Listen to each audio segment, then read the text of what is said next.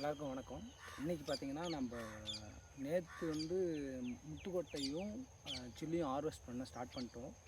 முத்துக்கொட்டை பார்த்திங்கன்னா ஹார்வெஸ்ட்டுக்கு ரெடியாக இருக்குது. ஃபஸ்ட்டு ஸ்டெம்மு அதனுடைய விதை இருக்குது இல்லையா, அது ஒரு எல்லோயிஷ் கலரும் ப்ரௌனிஷ் கலரும் மாறணும். நான் போன வீடியோவில் சொல்லியிருக்கேன். அது இப்போ தயார் நிலையில் இருக்குது. அதே மாதிரி நம்ம எப்படி ஹார்வெஸ்ட் பண்ண போகிறோம்னா, இந்த பக்கெட்டும் அருவாளும் ஒரே இது மட்டும் எடுத்துக்கிட்டு நிறைய இதில் எல்லாம் ஹார்வெஸ்ட் பண்ணுவாங்க. நாம் பார்த்திங்கன்னா அந்த மெயின் ஸ்டெம்மை மட்டும் கட் பண்ணி அப்படியே தனியாக எடுத்து அப்படியே 4-5 மடிப்பாக மடித்து நம்ம இப்போ பேக்கில் அப்படியே எடுத்துகிட்டு போயிட்டு திரும்ப அங்கே மேலே காய வைப்போம்.